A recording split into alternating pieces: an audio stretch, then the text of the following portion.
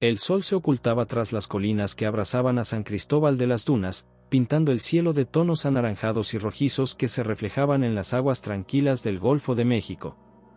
Elena Fuentes observaba este espectáculo desde la pequeña estación meteorológica que había improvisado en el patio trasero de la casa de su abuela.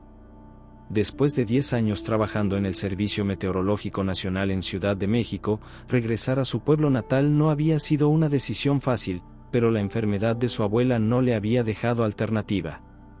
Mientras ajustaba su barómetro, notó algo extraño en las lecturas. La presión atmosférica fluctuaba de manera errática, sin seguir ningún patrón reconocible. Frunció el ceño y revisó el aparato, pensando que podría estar averiado. «Estos no son cambios normales», murmuró para sí misma, anotando los datos en su cuaderno. A pocas calles de distancia, don Joaquín, un pescador de 70 y tantos años con la piel curtida por el sol y el salitre, amarraba su pequeña embarcación en el muelle. Sus manos, nudosas como raíces de mangle, trabajaban con la agilidad que solo otorgan décadas en el mar. Levantó la vista hacia el horizonte y arrugó el entrecejo. «Algo no está bien con el mar hoy, Mateo», le dijo a su joven ayudante, un muchacho de apenas 16 años. «Está demasiado quieto, como si estuviera conteniendo la respiración». «¿Cree que viene tormenta, don Joaquín?», preguntó Mateo, cargando la escasa pesca del día. «No cualquier tormenta, muchacho», respondió el viejo, bajando la voz. «Mi abuelo me contaba historias sobre tormentas que se llevaban pueblos enteros. No solo los destruían, sino que los borraban del mapa, como si nunca hubieran existido». Mateo rió nerviosamente, acostumbrado a las supersticiones del viejo pescador. «Vamos, don Joaquín, esas son leyendas para asustar a los niños». «Ríete si quieres», replicó el anciano con seriedad, «pero hay cosas en este mundo que la ciencia no puede explicar». Esa misma tarde, en el ayuntamiento, el alcalde Ramírez presidía una reunión con los empresarios locales.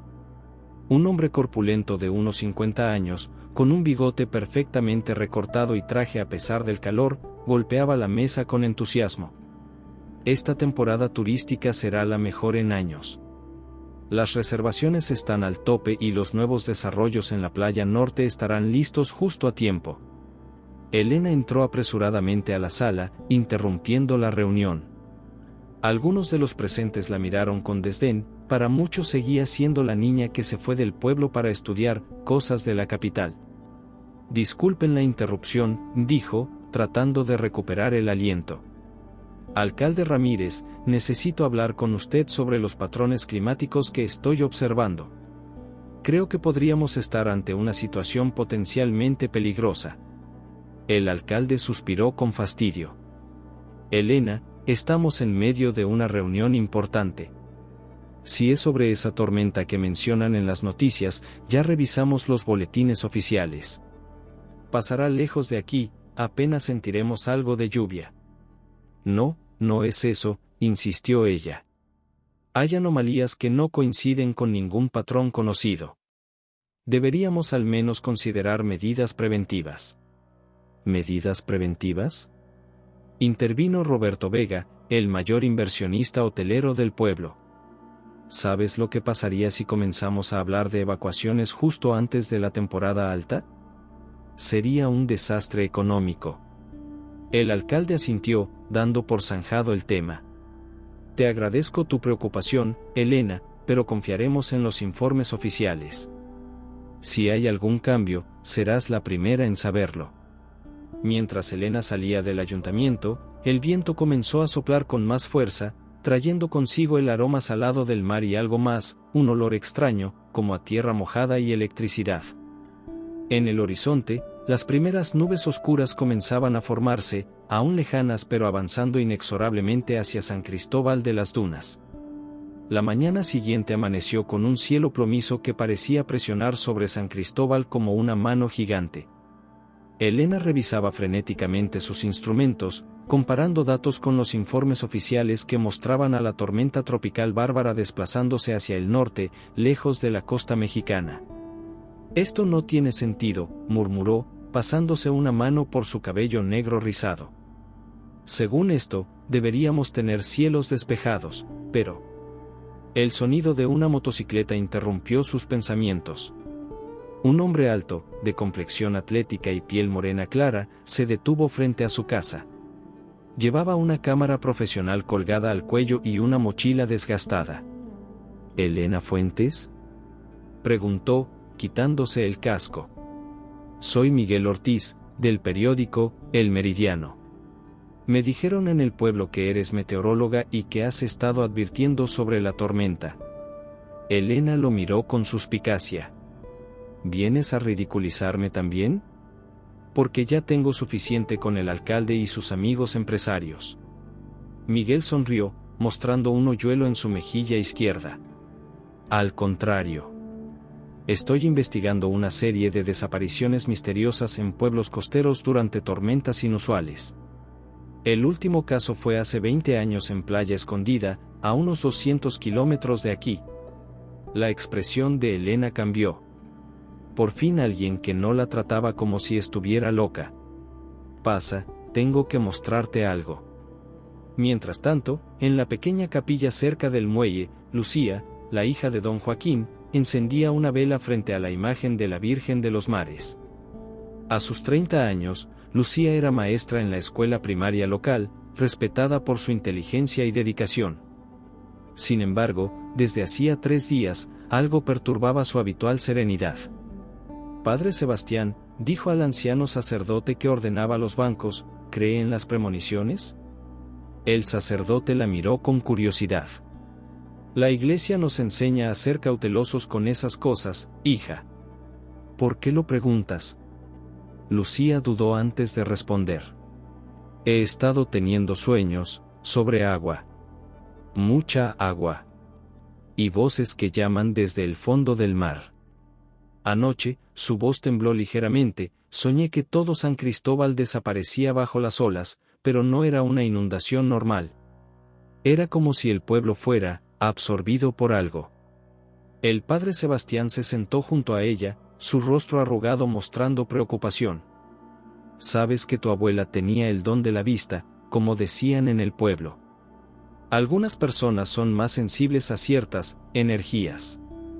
En ese momento, las velas de la capilla parpadearon simultáneamente, aunque no había corriente de aire. Ambos se miraron en silencio. En la playa, don Joaquín observaba el mar con inquietud. Las gaviotas habían desaparecido por completo, y la marea estaba inusualmente baja, dejando expuestos bancos de arena que normalmente permanecían sumergidos. Don Joaquín, ¿qué hace aquí tan temprano?, preguntó Mateo, acercándose. Pensé que hoy no saldríamos a pescar. Mira el agua, muchacho, respondió el viejo pescador.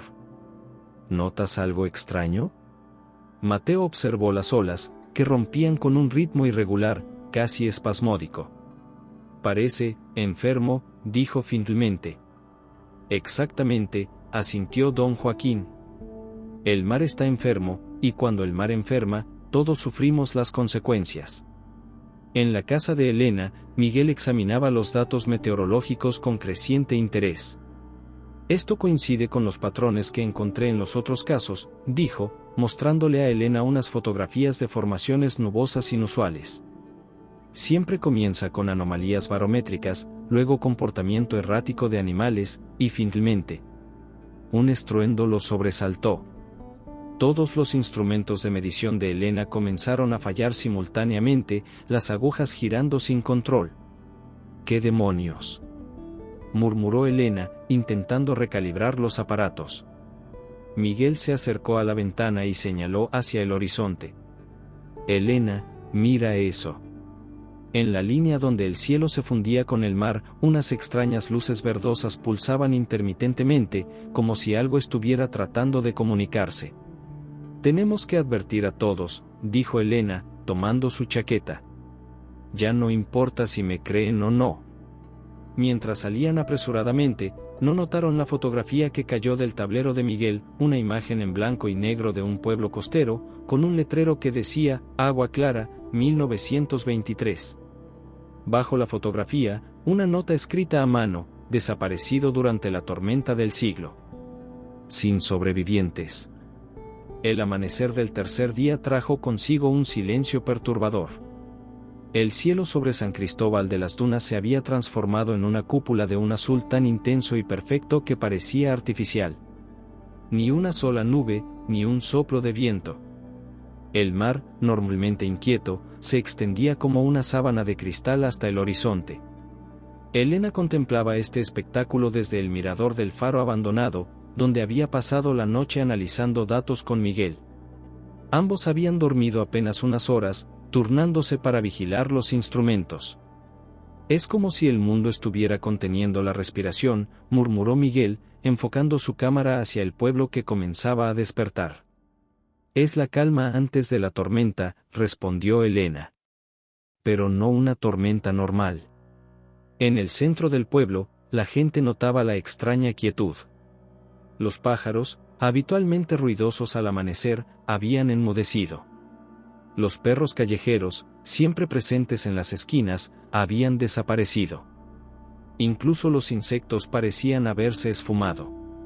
Lucía caminaba hacia la escuela cuando notó algo que le heló la sangre. Una procesión de ratas, cucarachas y pequeños reptiles avanzaba ordenadamente por la calle principal, todos en la misma dirección, alejándose del mar. Se detuvo, hipnotizada por aquel éxodo silencioso de criaturas que normalmente se evitaban entre sí. Los animales saben, dijo una voz a su espalda. Era don Joaquín, que observaba la escena con expresión grave. Sienten lo que viene y huyen. Papá, esto no es normal, susurró Lucía, sintiendo un escalofrío recorrer su espalda. Mis sueños, cada vez son más intensos. Anoche vi el templo en la colina, el que está en ruinas. Había gente allí, realizando algún tipo de ritual. Don Joaquín tomó las manos de su hija entre las suyas, ásperas y callosas. Tu abuela decía que ese templo era antiguo, de antes de los españoles. Que nuestros antepasados lo usaban para comunicarse con las fuerzas del mar. En el ayuntamiento, el caos reinaba. Las líneas telefónicas funcionaban intermitentemente y la conexión a Internet había desaparecido por completo. El alcalde Ramírez, con ojeras pronunciadas y el traje arrugado, intentaba mantener la calma ante los ciudadanos preocupados que exigían respuestas. Los técnicos están trabajando en restaurar las comunicaciones, repetía, sin mucha convicción. No hay motivo para alarmarse. La puerta se abrió de golpe y Elena entró, seguida por Miguel. Alcalde, tenemos que evacuar el pueblo inmediatamente, dijo, colocando sobre la mesa un mapa con marcas rojas. He estado monitoreando la actividad electromagnética y hay algo formándose en el mar, a unos 20 kilómetros de la costa. ¿Algo? ¿Qué quieres decir con algo? Preguntó Roberto Vega, el empresario hotelero, con tono despectivo. Miguel desplegó varias fotografías sobre la mesa.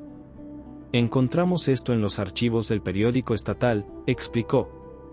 Hace exactamente 100 años, existía un pueblo llamado Agua Clara en esta misma ubicación. Desapareció completamente durante una tormenta similar, sin dejar rastro. No quedaron ruinas, no hubo cuerpos. Simplemente dejó de existir. Un murmullo recorrió la sala. El alcalde examinó las fotografías con incredulidad. Esto es absurdo. San Cristóbal ha estado aquí por generaciones. Mi abuelo nació aquí. San Cristóbal se fundó en 1925, intervino el padre Sebastián, que había entrado silenciosamente. 2 años después de la desaparición de Agua Clara. Los fundadores eran pescadores de otros pueblos que encontraron esta bahía deshabitada y con buena pesca. El silencio cayó pesadamente sobre la sala. De pronto, un temblor sacudió el edificio, haciendo que las lámparas oscilaran y algunos cuadros cayeran de las paredes. ¿Un terremoto?, preguntó alguien. Elena se acercó a la ventana y lo que vio la dejó sin aliento. El mar se estaba retirando, alejándose cientos de metros de la costa, dejando expuesto el lecho marino cubierto de peces agonizantes y objetos antiguos semienterrados en el fango. Dios mío, susurró. Es un presagio de tsunami. pero algo en la escena no encajaba con sus conocimientos científicos. El agua no se retiraba de manera uniforme, sino formando patrones circulares, como si estuviera siendo succionada por múltiples remolinos invisibles. El cielo, antes de un azul perfecto, comenzó a teñirse de un verde enfermizo. Las primeras gotas de lluvia cayeron, gruesas y cálidas, casi a temperatura corporal. Al tocar el suelo, dejaban pequeñas marcas humeantes, como si estuvieran ligeramente ácidas. «Tenemos que irnos». «Ahora», dijo Miguel, tomando a Elena del brazo. En ese momento, las sirenas de emergencia comenzaron a sonar en todo el pueblo, su aullido fantasmal mezclándose con el primer trueno de la tormenta que se avecinaba. Un trueno que sonó demasiado similar a una voz humana gritando en agonía. La tormenta cayó sobre San Cristóbal como una bestia enfurecida. El cielo, ahora completamente verde, se iluminaba con relámpagos de un púrpura antinatural que dejaban estelas fosforescentes en el aire. La lluvia no caía verticalmente, sino que parecía moverse en espirales, como si siguiera corrientes invisibles. Elena y Miguel corrían por las calles inundadas, intentando llegar a la escuela primaria donde muchos niños habían quedado atrapados. El agua les llegaba a las rodillas y tenía una consistencia extraña, casi gelatinosa. «Esto no es agua normal», gritó Elena sobre el rugido de la tormenta. «No dejes que te toque la piel directamente». Un anciano apareció en la puerta de una casa, desorientado y confundido. «Señor Gutiérrez». Lo reconoció Miguel. «¿Tiene que venir con nosotros? Es peligroso quedarse». Mientras ayudaban al anciano, Elena notó algo perturbador. La casa de la esquina, donde vivía la familia Mendoza, estaba desapareciendo. No se derrumbaba ni se inundaba. Literalmente se desvanecía, como una imagen que pierde nitidez, dejando tras de sí un espacio vacío lleno de una niebla espesa y luminiscente. Miguel, señaló, con la voz temblorosa. Él siguió su mirada y palideció. «Está pasando. Igual que en Agua Clara». En el otro extremo del pueblo, Lucía guiaba a un grupo de niños hacia la colina donde se encontraba el antiguo templo. Sus sueños la habían llevado allí, una y otra vez, mostrándole que ese era el único lugar seguro. «Manténganse juntos», gritaba a los pequeños, que avanzaban aterrorizados bajo la lluvia torrencial. «Tómense de las manos y no miren atrás».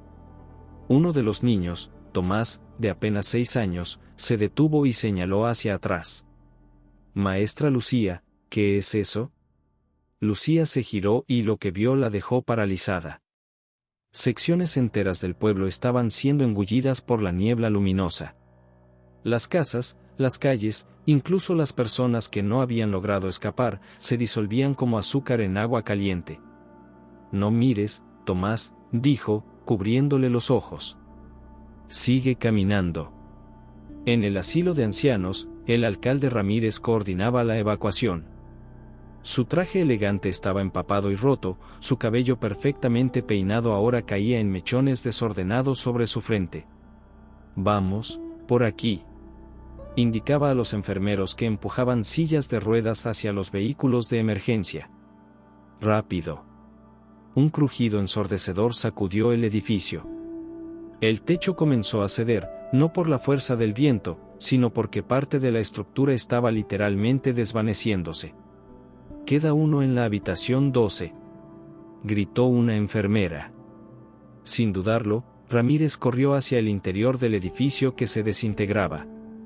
Encontró a don Matías, un veterano de guerra de 90 años, atrapado en su cama por un armario caído.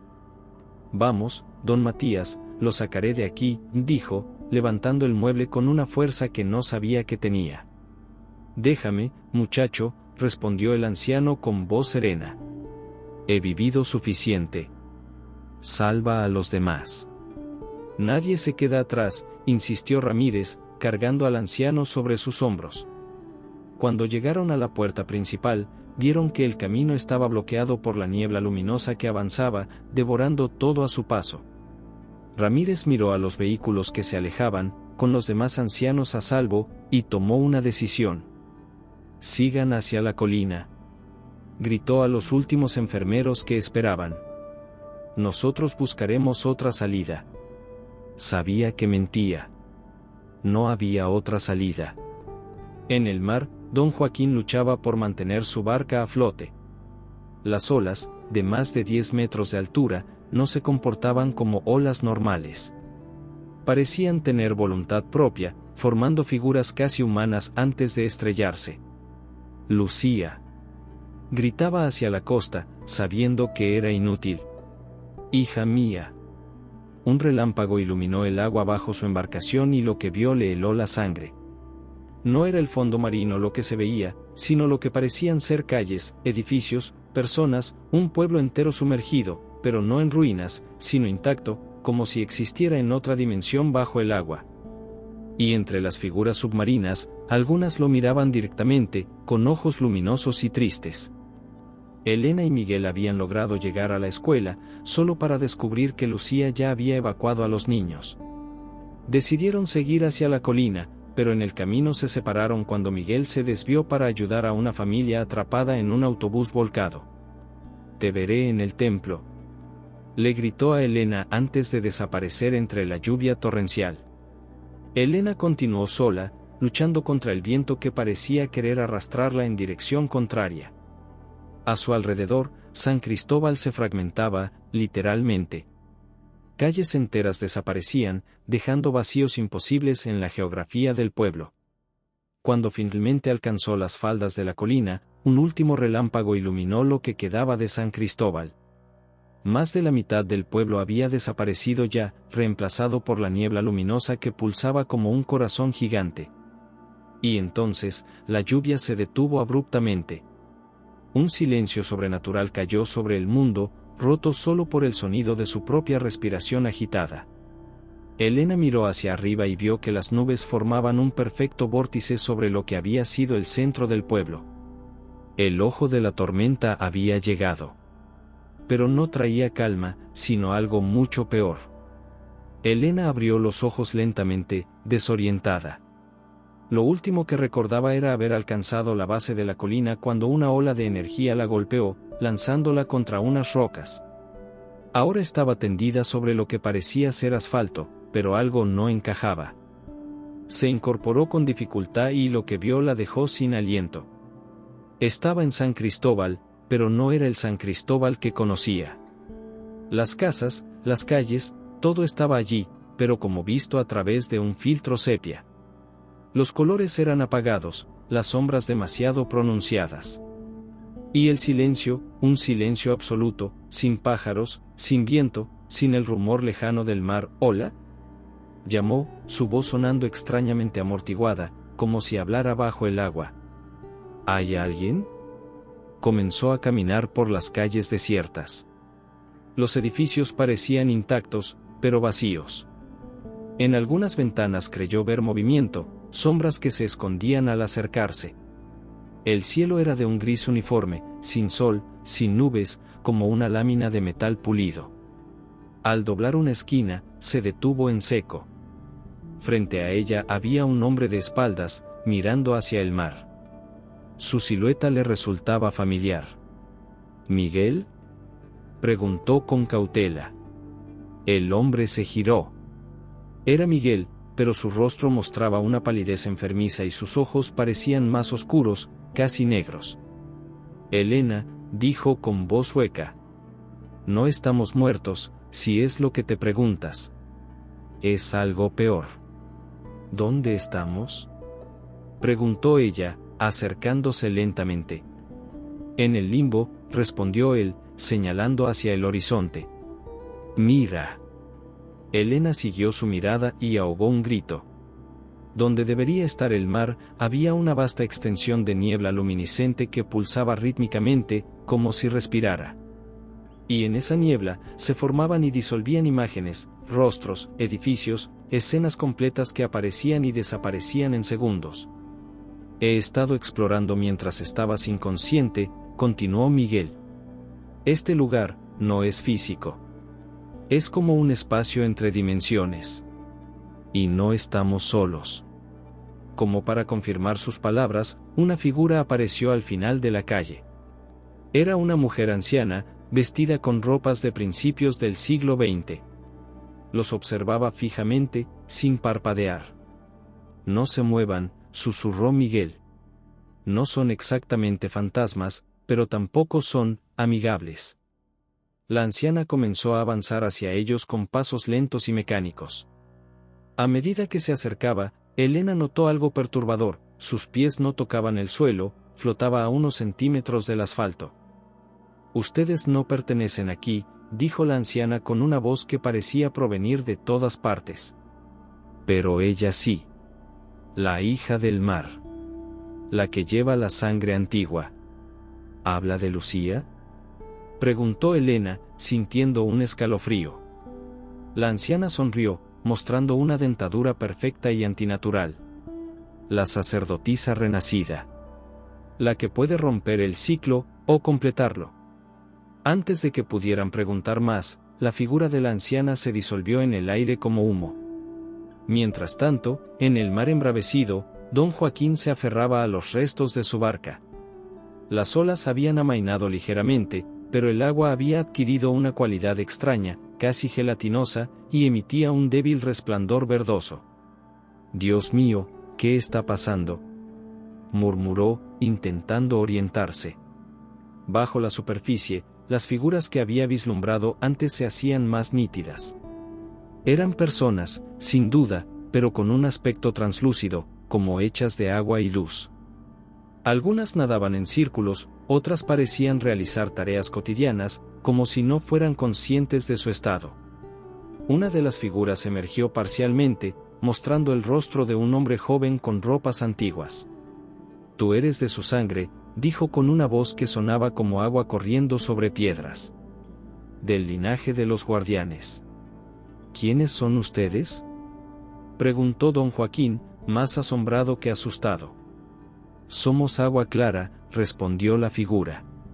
«Los que quedamos atrapados cuando el ritual falló. 100 años hemos esperado, atrapados entre mundos, ni vivos ni muertos». «¿Qué ritual? ¿De qué hablas?». «El ritual de protección contra lo que acecha en las profundidades», explicó la figura, señalando hacia el horizonte donde la tormenta parecía concentrarse en un solo punto. «Intentamos sellarlo, pero el sello fue imperfecto. Ahora regresa, hambriento, y tu pueblo pagará el precio como pagó el nuestro». «Mi hija», comenzó don Joaquín. «La sacerdotisa», asintió la figura. «Ella tiene el poder, pero necesita la llave». «Tómala». Una pequeña esfera luminosa emergió del agua y flotó hasta la mano de don Joaquín. Al tocarla, se solidificó en un antiguo amuleto de jade con inscripciones que no reconocía. «Llévalo al templo antes de que sea demasiado tarde», dijo la figura, comenzando a hundirse nuevamente. «Antes de que el vórtice se complete». En la colina, Lucía había llegado con los niños al antiguo templo. Era una estructura circular de piedra, parcialmente derruida, con símbolos erosionados por el tiempo tallados en sus columnas. En el centro había un altar de piedra negra, sorprendentemente intacto. «Quédense aquí, niños», indicó, señalando un área protegida por lo que quedaba del techo. «No se muevan». Se acercó al altar, atraída por una fuerza que no comprendía. Al tocarlo, una serie de imágenes invadió su mente: mujeres con túnicas realizando un ritual, un monstruoso ser marino emergiendo de las profundidades, gritos, sangre, y finalmente, un pueblo entero desvaneciéndose en la nada. «Esto ya ha pasado antes», murmuró, retirando la mano con horror. Uno de los símbolos del altar comenzó a brillar con luz propia. Lucía lo reconoció inmediatamente, aunque nunca lo había visto. Era el mismo símbolo que tenía como marca de nacimiento en su hombro derecho, una marca que su abuela llamaba el sello de los antiguos. Con manos temblorosas, Lucía tocó su marca de nacimiento y luego el símbolo en el altar. Una conexión se estableció, como una corriente eléctrica que fluía entre ambos. Y sin saber cómo, sus labios comenzaron a pronunciar palabras en una lengua que nunca había aprendido pero que, de alguna manera, conocía perfectamente. El ritual había comenzado. En la versión fantasmal de San Cristóbal, Elena y Miguel avanzaban cautelosamente por calles que se distorsionaban sutilmente a su paso. Los edificios parecían respirar, expandiéndose y contrayéndose casi imperceptiblemente. El cielo había adquirido un tono rojizo, como el de un atardecer perpetuo. Necesitamos encontrar respuestas, dijo Elena, observando un periódico abandonado cuya fecha marcaba 1923. Si entendemos qué pasó con Agua Clara, quizás podamos evitar que San Cristóbal sufra el mismo destino. Se detuvieron frente a lo que parecía ser una biblioteca. El edificio, que no existía en el San Cristóbal real, tenía un estilo arquitectónico antiguo, con columnas neoclásicas y grandes ventanales. «Esto es de otra época», murmuró Miguel, empujando la pesada puerta de madera. El interior estaba iluminado por lámparas de aceite que flotaban sin soporte aparente. Estanterías interminables se extendían en todas direcciones, algunas inclinadas en ángulos imposibles, desafiando la gravedad. «Miguel, mira esto», llamó Elena, señalando un libro abierto sobre un atril. Era un diario, escrito a mano con tinta descolorida. Las páginas se pasaban solas, como movidas por una brisa invisible. Las palabras se reordenaban constantemente, formando diferentes narrativas, pero un nombre aparecía repetidamente: Carmela Vázquez, sacerdotisa del mar. De pronto, el espacio a su alrededor se transformó. Ya no estaban en la biblioteca, sino en la plaza central de un pueblo que reconocieron como Agua Clara. La escena era como una proyección tridimensional, fantasmal pero detallada. Personas vestidas con ropas de principios del siglo XX caminaban apresuradas, preparándose para una tormenta. «Es como si estuviéramos viendo un recuerdo», susurró Elena. Entre la multitud, destacaba una mujer joven de unos 25 años, con un largo cabello negro y ojos penetrantes. Llevaba un amuleto de jade idéntico al que don Joaquín había recibido de las figuras submarinas. «Carmela», dijo Miguel, reconociéndola por alguna razón que no podía explicar. La escena cambió. Ahora estaban en el templo de la colina, pero completamente restaurado, resplandeciente con antorchas y ofrendas. Carmela dirigía un ritual con otras 6 mujeres. En el centro del altar había una extraña criatura marina, similar a un calamar pero con rasgos casi humanos, retorciéndose en agonía. «¿Están realizando algún tipo de exorcismo?», observó Elena. «No», corrigió Miguel, entendiendo súbitamente. «Están intentando sellar algo. Algo que vive en las profundidades del mar». La escena volvió a cambiar. Ahora mostraba el ritual interrumpido por un grupo de hombres armados, liderados por un sacerdote católico que gritaba brujería y herejía. En la confusión, la criatura marina escapó, deslizándose hacia el mar mientras Carmela gritaba desesperada. «El ritual quedó incompleto», murmuró Elena. Una última escena se materializó, la tormenta devastando Agua Clara, pero no era una tormenta normal. Del mar emergían tentáculos colosales, translúcidos como el cristal pero fuertes como el acero, que envolvían edificios enteros y los arrastraban hacia las profundidades. Y en medio del caos, Carmela, sosteniendo a una bebé recién nacida, entregándosela a un pescador que huía en su barca. «La bebé sobrevivió», dijo Miguel. «Es la abuela de Lucía». La visión se disipó, dejándolos nuevamente en la biblioteca fantasmal. Pero ahora no estaban solos. La figura de Carmela los observaba desde las sombras. «No fue mi intención», dijo con voz etérea.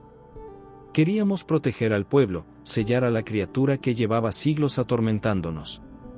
La llamábamos el devorador de mundos». Pero el ritual fue interrumpido en el momento crítico. «¿Qué pasó entonces?», preguntó Elena.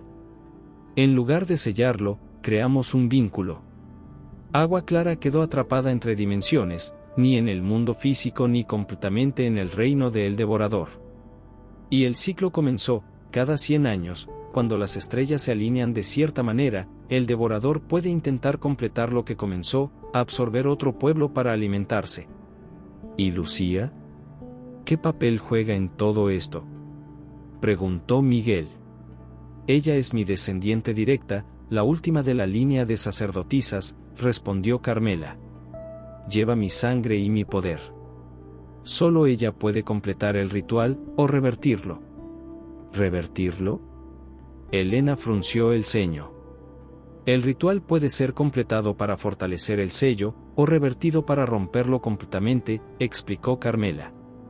Si lo completa, San Cristóbal podría salvarse, pero Agua Clara permanecería atrapada por otro siglo. Si lo revierte, Agua Clara sería liberada, concluyó Miguel. Pero a costa de San Cristóbal. Carmela asintió tristemente. A menos que encuentre el tercer camino. El que yo no pude ver. Antes de que pudieran preguntar más, un temblor sacudió el mundo fantasmal. Las paredes de la biblioteca comenzaron a disolverse, revelando la niebla luminiscente que avanzaba, devorando esta realidad alterna. Se nos acaba el tiempo, dijo Carmela, desvaneciéndose. Deben regresar. Encuentren a Lucía antes de que sea demasiado tarde. En el templo real, Lucía continuaba el ritual que había comenzado instintivamente. Los símbolos del altar brillaban con intensidad creciente, respondiendo a sus palabras en aquella lengua antigua.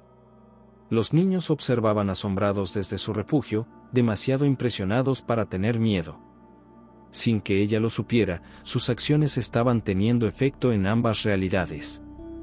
En el mundo físico, la tormenta se había estabilizado, formando un perfecto ojo sobre el templo. En el mundo fantasmal, la niebla retrocedía temporalmente. Don Joaquín, empapado y exhausto, había logrado llegar a la orilla y ahora ascendía trabajosamente por la colina, el amuleto de jade apretado en su puño.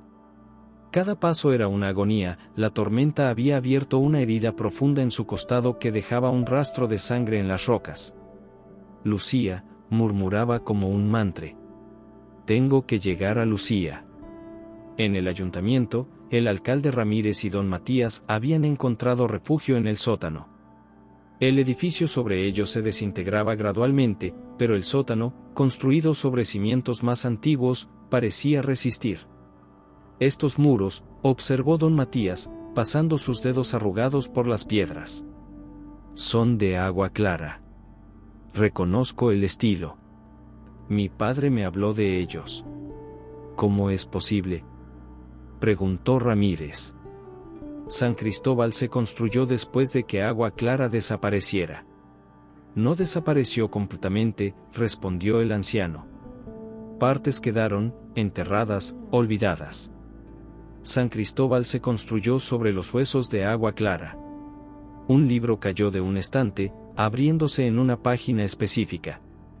Ramírez lo recogió, era un registro de propiedad de 1925. Terrenos adquiridos tras la gran tormenta, leyó. Proyecto de reconstrucción financiado por Industrias Vega.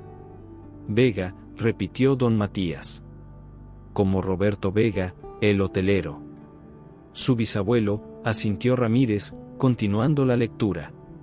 Se prohíbe estrictamente la excavación más allá de 3 metros de profundidad en toda el área marcada en rojo. Señaló un mapa adjunto que mostraba precisamente la ubicación del templo en la colina. ¿Sabían algo?, murmuró don Matías. Sabían lo que había pasado y lo ocultaron. En ese momento, el suelo tembló violentamente y una grieta se abrió en la pared del fondo, revelando un pasadizo oculto. ¿Qué demonios?, exclamó Ramírez, acercándose cautelosamente. El pasadizo estaba iluminado por un resplandor verdoso que emanaba de símbolos tallados en las paredes, idénticos a los del templo. Al final del túnel se distinguía una cámara circular. Es un camino al templo, dijo don Matías, con sorprendente vigor para su edad. Los antiguos construían rutas de escape. Vamos, muchacho, puede que aún podamos ayudar. En el limbo entre mundos, Elena y Miguel habían encontrado lo que parecía ser una grieta en la realidad, un desgarro en el tejido mismo del espacio por el que se filtraba luz del mundo real. Podemos volver por aquí, dijo Elena, examinando la abertura. Pero no sé si nos llevará al mismo lugar y tiempo del que venimos. No tenemos alternativa, respondió Miguel, tomando su mano. tenemos que intentarlo. Juntos, se lanzaron hacia la grieta luminosa, sintiendo cómo sus cuerpos se desmaterializaban y recomponían simultáneamente, en un proceso tan doloroso como el nacimiento mismo. En el templo, Lucía llegaba a la parte crítica del ritual. El altar ahora levitaba ligeramente sobre el suelo, y los símbolos tallados en él se habían desprendido, flotando a su alrededor como constelaciones vivientes. Sus ojos, completamente blancos, no veían el mundo físico sino las corrientes de energía que lo conformaban. Y en esas corrientes, distinguía claramente dos caminos, uno que salvaría a San Cristóbal pero condenaría a Agua Clara a otro siglo de limbo, otro que liberaría a Agua Clara pero sacrificaría a San Cristóbal. Ninguna opción le parecía aceptable. Debe haber otro camino, murmuró, su voz resonando con un eco sobrenatural. Debe haber una forma de salvar a ambos. Y en ese momento crítico, 3 eventos ocurrieron simultáneamente. Don Joaquín emergió por un lado del templo, sosteniendo el amuleto de jade. Ramírez y don Matías aparecieron por el pasadizo secreto, trayendo consigo el libro de registros, y Elena y Miguel se materializaron a través de la grieta dimensional, justo en el centro del círculo ritual. Los símbolos flotantes reaccionaron violentamente, conectándose entre sí con hilos de luz que formaron un patrón completamente nuevo. El tercer camino se había revelado. El cielo sobre San Cristóbal se había convertido en un vórtice colosal que giraba con furia hipnótica. Nubes de un verde fosforescente formaban espirales perfectas que convergían exactamente sobre el templo en la colina. La lluvia había cesado por completo, pero el aire mismo parecía cargado de electricidad, tan denso que costaba respirar. En el templo, el tiempo parecía haberse detenido. Lucía flotaba a medio metro del suelo, rodeada por los símbolos luminosos que habían formado un nuevo patrón, uno que ninguna sacerdotisa había contemplado antes.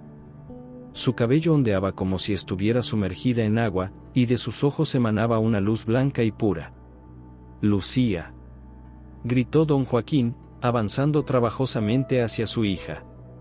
La herida en su costado había empeorado, y cada paso dejaba un rastro carmesí sobre las antiguas piedras del templo. Elena y Miguel, aún desorientados por su violento regreso al mundo físico, intentaban ponerse de pie. Sus cuerpos se sentían extrañamente pesados, como si hubieran olvidado cómo existir en esta realidad. «El ritual», murmuró Elena, reconociendo los símbolos flotantes. «Es diferente al que vimos en la visión». Ramírez y don Matías observaban la escena con asombro desde la entrada del pasadizo. El anciano veterano fue el primero en reaccionar. «Los registros», dijo, señalando el libro que Ramírez aún sostenía. «Debe haber algo ahí que pueda ayudarnos». El alcalde asintió y comenzó a pasar frenéticamente las páginas. Sus manos se detuvieron en un diagrama que mostraba el mismo patrón que ahora flotaba alrededor de Lucía. «La convergencia», leyó en voz alta. «El ritual prohibido que une mundos en lugar de separarlos». Don Joaquín había llegado junto a su hija. Con manos temblorosas, alzó el amuleto de jade. «Lucía, los de Agua Clara me dieron esto para ti», dijo, con voz débil por la pérdida de sangre. «Dicen que eres la sacerdotisa renacida». Aunque Lucía parecía en trance, sus manos se movieron automáticamente para tomar el amuleto. Al tocarlo, una descarga de energía recorrió todo el templo, haciendo que las piedras vibraran en una frecuencia perfecta, como un gigantesco diapasón. Los niños, que habían permanecido en silencio hasta entonces, comenzaron a cantar espontáneamente una melodía que ninguno de ellos conocía pero que surgía de algún lugar profundo de la memoria colectiva. «Está funcionando», dijo Miguel, reconociendo la canción de las visiones que habían tenido en el limbo. «Es el canto de las sacerdotisas». En ese momento, el suelo bajo sus pies tembló violentamente. Una grieta se abrió en el centro del templo, revelando no tierra, sino agua. Agua que brillaba con la misma luz verdosa que habían visto en el mar durante la tormenta. Y de esa agua emergió lentamente una figura colosal, un ser con forma vagamente humanoide pero compuesto enteramente de agua luminiscente. Su rostro, si es que podía llamarse así, era una máscara fluida con múltiples ojos que giraban independientemente. El devorador, susurró Elena, retrocediendo instintivamente. La criatura extendió lo que parecían ser brazos hacia Lucía, pero no en gesto amenazante sino casi suplicante. Una voz que sonaba como 1000 corrientes subterráneas resonó en las mentes de todos los presentes. Sacerdotisa. Finalmente. Lucía, aún en trance pero claramente consciente, respondió con una voz que no era completamente suya. Has causado suficiente sufrimiento. Esto termina hoy. No comprenden. No soy devorador. Soy guardián. Protejo el portal. Miguel y Elena intercambiaron miradas de confusión. Esto contradecía todo lo que habían aprendido en sus visiones. ¿Portal? ¿Qué portal?, preguntó Ramírez, avanzando valientemente hacia la criatura. Entre mundos. Entre tiempos. Los antiguos lo abrieron. Yo mantengo cerrado. Necesito energía. Vida. Por eso absorbes pueblos enteros, comprendió Elena. No por maldad, sino para mantener cerrado este portal. Sí. Pero ritual incompleto. Sello débil. Cada 100 años, portal intenta abrirse. Necesito más fuerza. Don Joaquín, que se había desplomado por la pérdida de sangre, alzó la voz con un último esfuerzo. Debe haber otra forma, dijo, mirando a su hija. Lucía, encuentra otra forma. La joven maestra asintió, sus ojos brillantes fijos en la criatura acuática. Con el amuleto de jade en una mano y la otra extendida hacia el guardián, comenzó a recitar nuevas palabras, diferentes a las del ritual original. Los símbolos flotantes se reorganizaron una vez más, formando un patrón espiral que giraba en sincronía con el vórtice en el cielo. El amuleto de jade se elevó por sí solo, colocándose en el centro exacto del patrón. Está creando un nuevo tipo de sello, explicó don Matías, que parecía entender lo que ocurría. Uno que no requiere sacrificios. En ese momento, una nueva grieta dimensional se abrió en el aire, justo encima del altar. A través de ella se podía ver Agua Clara, el pueblo perdido, con sus habitantes translúcidos observando expectantes. Lucía habló, su voz amplificada por el poder del ritual. No más sacrificios. No más pueblos perdidos. Propongo un pacto. Cada habitante de San Cristóbal y Agua Clara ofrecerá voluntariamente una pequeña porción de su energía vital, no suficiente para dañarlos, pero combinada, suficiente para mantener el sello por otro siglo. El guardián permaneció inmóvil, considerando la propuesta. Insuficiente. Portal demasiado fuerte. Entonces añadiremos algo más, continuó Lucía. Un vínculo permanente entre ambos pueblos. San Cristóbal y Agua Clara existirán en dimensiones paralelas, pero conectadas. Los habitantes podrán cruzar durante la marea baja, compartir conocimientos, recursos, vidas. Esta conexión fortalecerá el sello naturalmente. La criatura acuática pareció expandirse y contraerse, como si respirara profundamente. Aceptable. Pero necesito catalizador. Sacrificio voluntario para iniciar vínculo. Un silencio pesado cayó sobre el templo. Todos comprendieron lo que significaba, alguien debía ofrecerse voluntariamente para morir y así iniciar el nuevo pacto. Don Joaquín intentó levantarse, dispuesto a sacrificarse, pero estaba demasiado débil para moverse. Ramírez dio un paso adelante, pero Miguel lo detuvo. No, dijo el periodista. Tiene que ser alguien que comprenda ambos mundos. Alguien que haya estado en el limbo y haya regresado. Elena comprendió inmediatamente lo que Miguel pretendía. No, Miguel, debe haber otra forma, suplicó, tomando su mano. Él sonrió con tristeza. Siempre supe que mi investigación sobre pueblos desaparecidos me llevaría a algo importante. No imaginé que sería esto. Antes de que Elena pudiera detenerlo, Miguel avanzó hacia el guardián y extendió sus brazos. Me ofrezco voluntariamente como catalizador, declaró con voz firme. Con una condición, que Elena pueda regresar sana y salva al mundo físico. El guardián extendió uno de sus brazos acuosos y envolvió a Miguel, que cerró los ojos, preparándose para el final. Pero en ese momento, don Joaquín, reuniendo sus últimas fuerzas, se arrastró hasta el altar. «No, muchacho», dijo con voz débil pero decidida. «Mi tiempo ya ha pasado. He vivido una vida plena. Y mi sangre ya está derramada sobre estas piedras antiguas».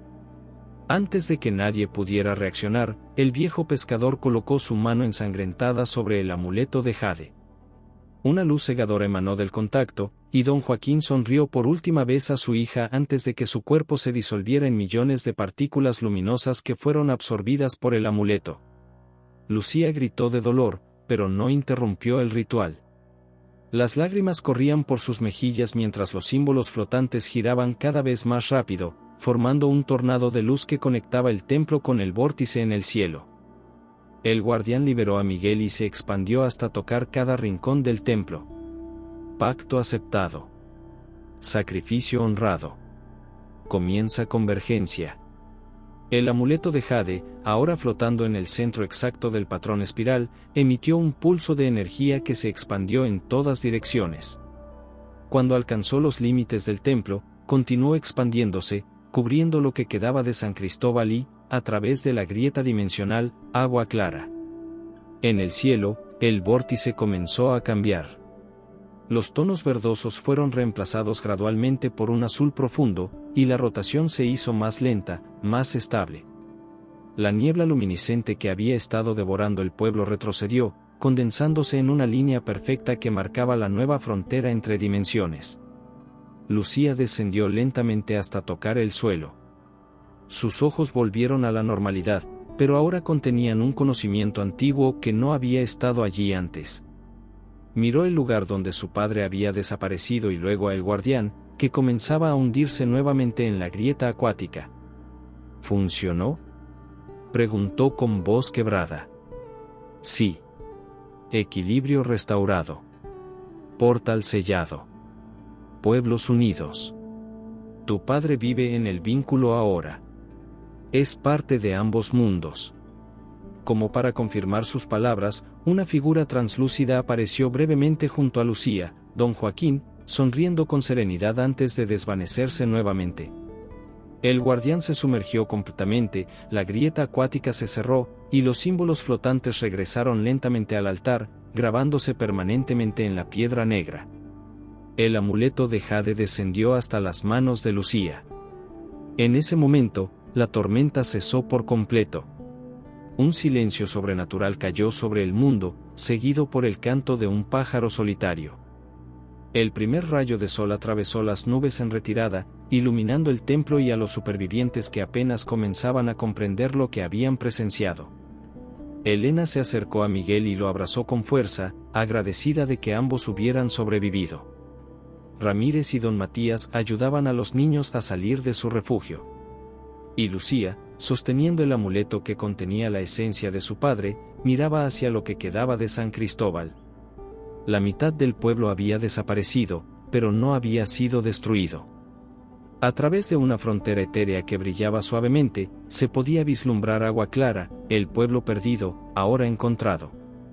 Y entre ambos mundos, figuras translúcidas comenzaban a materializarse, los habitantes de Agua Clara, liberados de su limbo centenario. El vórtice en el cielo se había transformado en un perfecto espiral azul que giraba lentamente, como un recordatorio permanente del nuevo pacto. La convergencia había comenzado. 3 meses después de la tormenta tropical bárbara, San Cristóbal de las Dunas era un lugar irreconocible. No solo por la destrucción física que había sufrido, sino por la transformación fundamental de su realidad. La mitad del pueblo que había sobrevivido estaba en plena reconstrucción.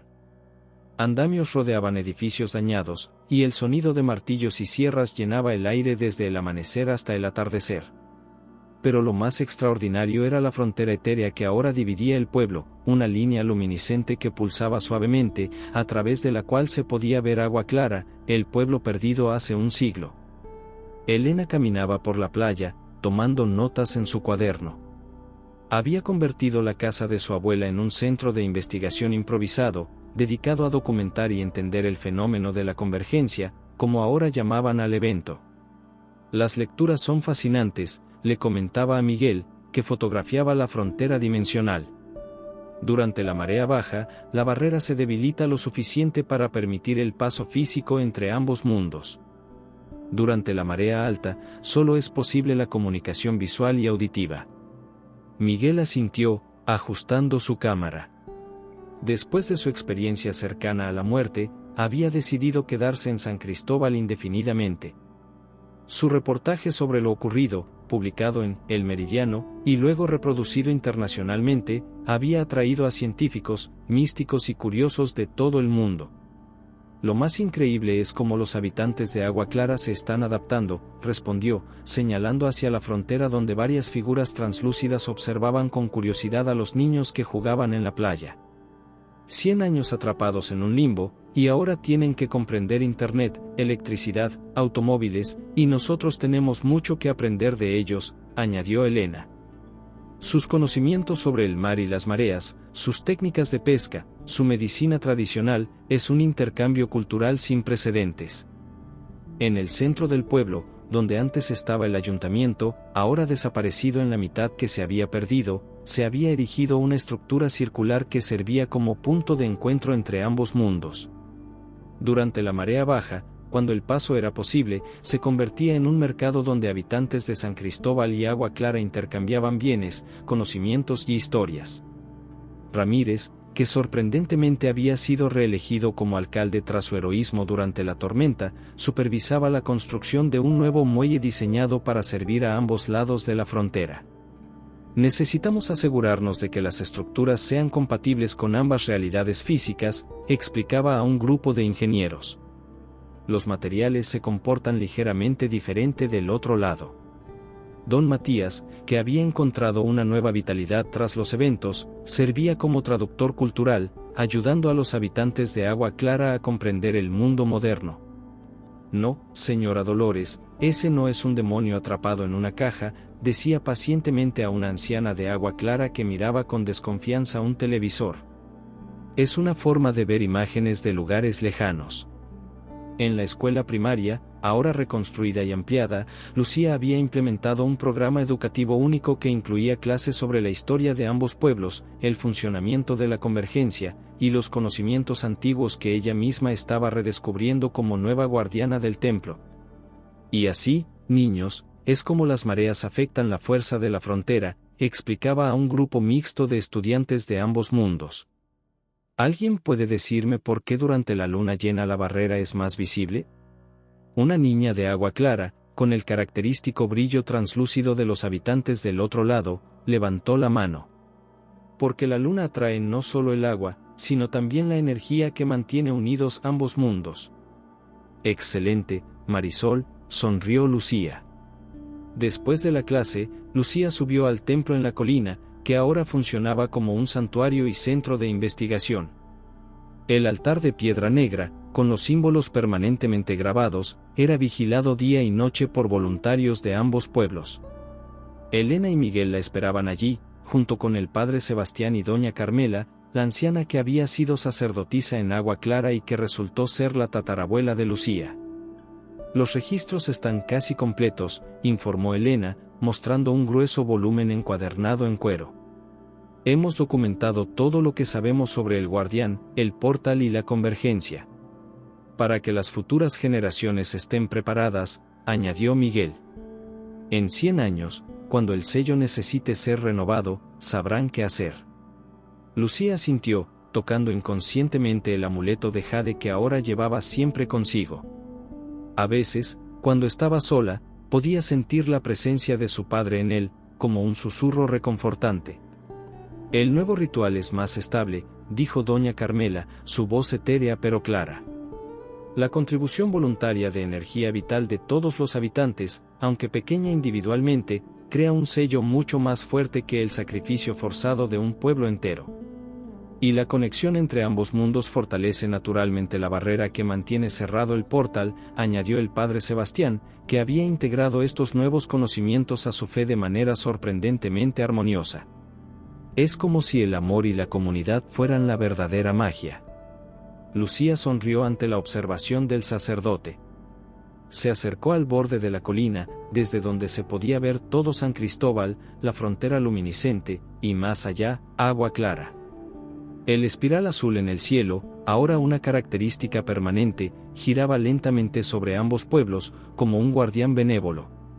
Mi padre solía decir que el mar guarda muchos secretos, dijo, con la mirada perdida en el horizonte.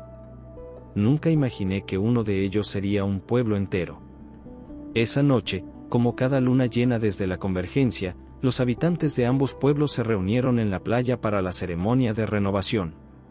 Era un ritual sencillo pero poderoso. Cada persona ofrecía voluntariamente un pequeño fragmento de su energía vital, simbolizado por una gota de agua de mar que recogían en pequeños frascos de cristal y vertían en un recipiente comunal. Lucía, vestida con una túnica blanca que combinaba elementos tradicionales de agua clara con toques modernos, dirigía la ceremonia desde un altar improvisado. El amuleto de jade brillaba intensamente sobre su pecho, pulsando al ritmo de las olas. Somos dos pueblos unidos por el destino y la voluntad, recitaba, mientras los habitantes formaban un círculo perfecto alrededor de ella. Ni la distancia, ni el tiempo, ni las dimensiones pueden separar lo que el corazón ha unido. Elena observaba la escena con una mezcla de asombro científico y reverencia espiritual. Junto a ella, Miguel documentaba todo con su cámara, aunque ahora lo hacía con un respeto casi religioso, consciente de estar presenciando algo sagrado. ¿Crees que funcionará a largo plazo?, susurró Elena. ¿Que este equilibrio se mantendrá? Tiene que funcionar, respondió Miguel, bajando su cámara. La alternativa es impensable. Cuando todos los frascos habían sido vaciados en el recipiente comunal, Lucía lo elevó hacia la luna llena.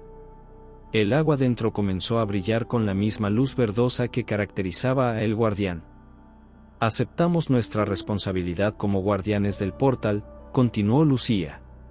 Ofrecemos libremente nuestra energía para mantener el sello, para proteger no solo nuestros mundos sino todos los mundos. Con un movimiento fluido, vertió el agua luminiscente en el mar. Por un instante, toda la bahía se iluminó, revelando bajo la superficie la silueta colosal de El Guardián, que parecía inclinarse en señal de reconocimiento antes de desvanecerse nuevamente en las profundidades. La frontera entre San Cristóbal y Agua Clara pulsó con renovada intensidad, y por un breve momento, se volvió completamente transparente.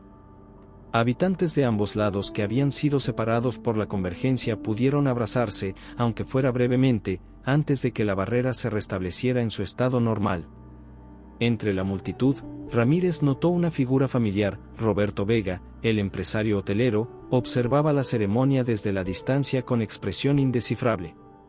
Había perdido la mayor parte de sus propiedades durante la convergencia, y desde entonces se había mantenido extrañamente callado. Hermoso espectáculo, ¿no crees?, dijo Ramírez, acercándose a él.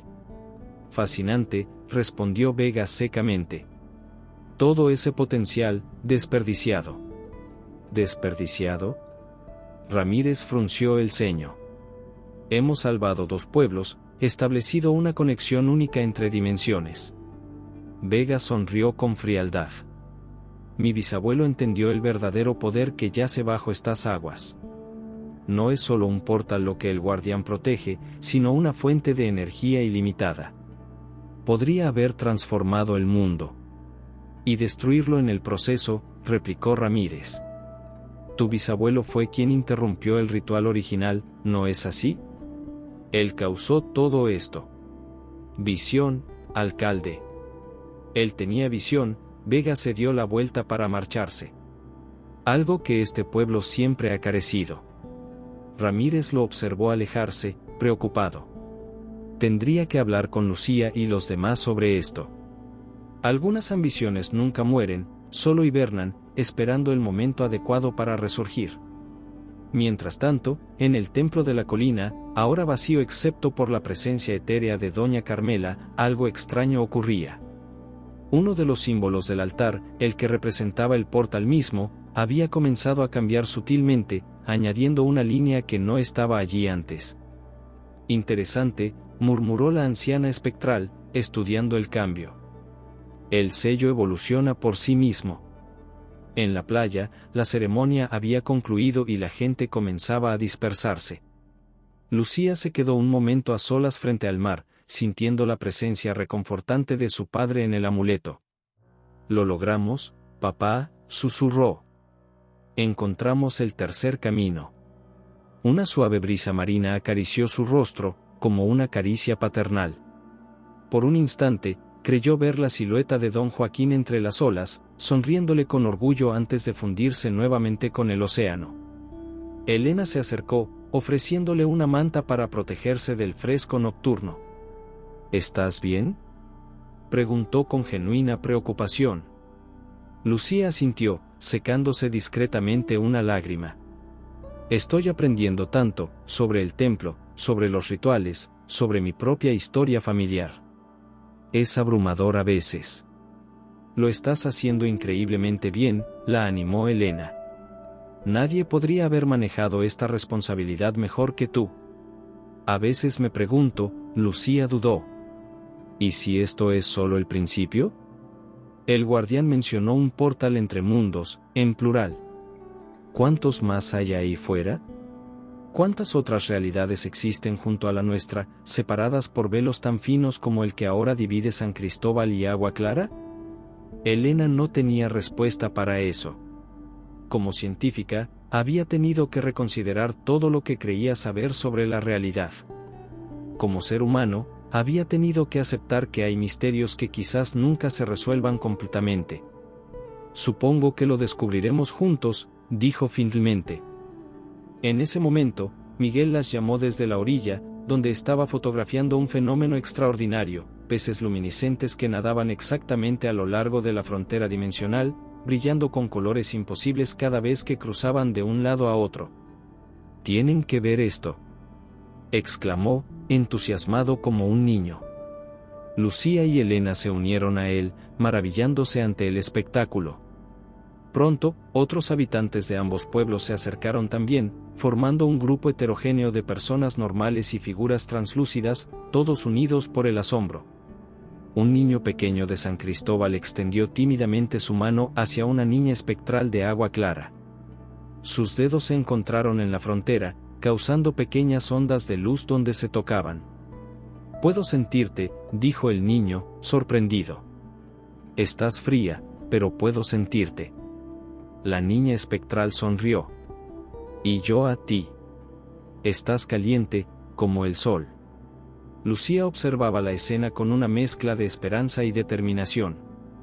Estos niños crecerían en un mundo donde lo imposible era cotidiano, donde las barreras entre realidades eran permeables, donde el miedo a lo desconocido podía transformarse en curiosidad y asombro. En el horizonte, el espiral azul en el cielo giraba serenamente, reflejándose en las aguas tranquilas de la bahía. Bajo la superficie, el guardián vigilaba, no como una amenaza sino como un protector, parte del nuevo equilibrio establecido entre mundos. Y en algún lugar entre dimensiones, don Joaquín navegaba en una barca espectral, explorando los vastos océanos interdimensionales, descubriendo maravillas que ningún pescador había contemplado jamás, libre y en paz, sabiendo que su sacrificio había salvado no solo a su hija y su pueblo, sino a dos realidades enteras.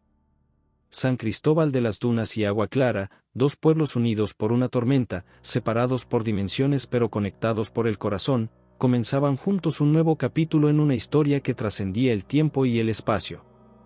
Mientras la luna llena alcanzaba su cenit, Lucía alzó el amuleto de jade hacia el cielo estrellado. «Por los que perdimos», dijo solemnemente. «Por los que encontramos. Por los que seremos».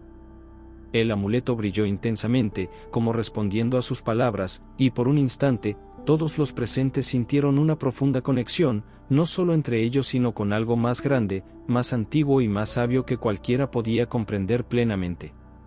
La tormenta tropical bárbara había cambiado sus vidas para siempre, había borrado un pueblo del mapa tal como decían las leyendas, pero también había creado algo nuevo, algo extraordinario, un puente entre mundos, una segunda oportunidad, un renacimiento.